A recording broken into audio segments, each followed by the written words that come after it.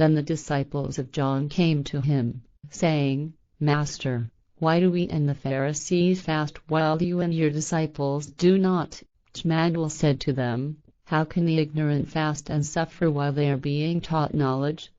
And how can the teacher fast when he must teach knowledge to the ignorant? Truly, I say to you, your teachings are false if you fast according to a religious dogma. Fasting serves only the health of the body and the growth of the spirit. No one mends an old garment with a new patch of cloth, because the patch will tear again from the garment, and the rip will become worse.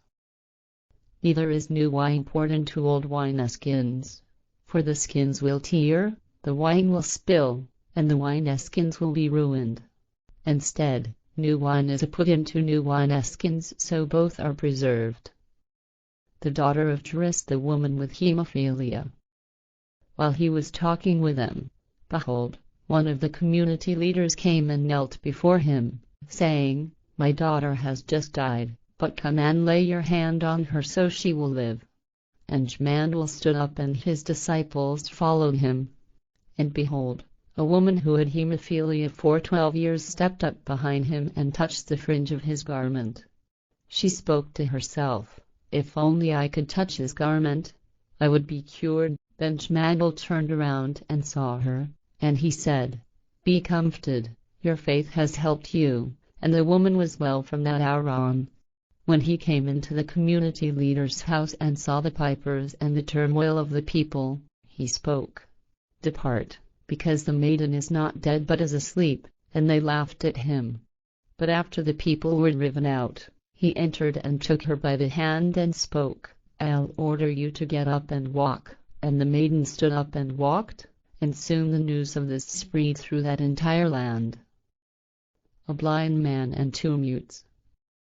As Jmmanuel left and continued on from there, a blind man followed him, crying, O Lord, you Son of wisdom and knowledge, who can use the power of your Spirit, take pity on me. And as he arrived at his house, the blind man stepped up to him, and Jmmanuel spoke to him, Do you have confidence that I can do this? And he answered him, Yes, Master. Then Jmmanuel touched his eyes, saying, Be it done to you according to your faith. And his eyes were opened and he saw. Then Jmmanuel warned him, saying, See to it that no one learns what happened to you. However, the man went out and spread the news of him throughout that land. After the man had left, behold, they brought to him 2 people who were mute and possessed. And after the evil demons of self-delusion were cast out, behold, the mutes could speak. And the people were amazed, saying, Such things have never been seen in Israel. How mighty are these new teachings about the power of the Spirit that they can accomplish such miracles. However, the Pharisees said, He drives out the evil spirits through their supreme chief, and he blasphemes God, our Lord. But among themselves they said, Who is this Jmmanuel, who possesses greater wisdom and greater knowledge than we? His teachings are mightier and truer than ours, and therefore he endangers us. We must try to seize him, so that he will suffer death. The Great Harvest. And Jmmanuel went about in all the cities and villages, taught in their synagogues and preached the mystery of creation and of the laws of nature, so that the Spirit could attain omnipotence. He preached about the spiritual kingdom within humans and healed every type of sickness and infirmity.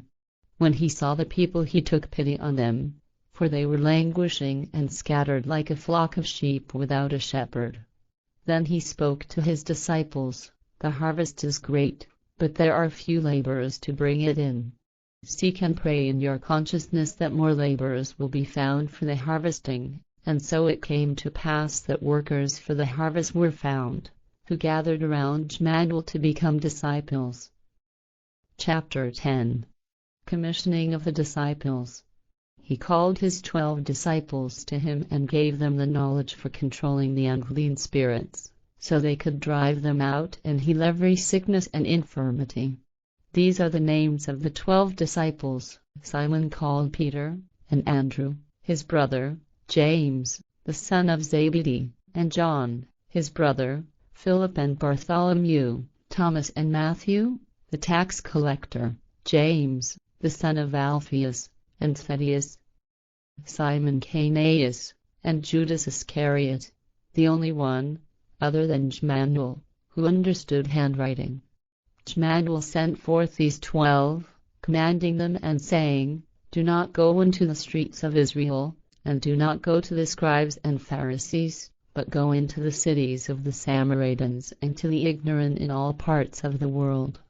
Once I have left you, go to those who lack understanding, to the idol worshippers and the ignorant, because they do not belong to the house of Israel, which will bring death and bloodshed into the world. Go out and preach and say, The laws of nature are the laws of creation, and the power of the creational spirit within humans embodies life. Heal the sick, raise the dead, cleanse the lepers, drive out evil spirits.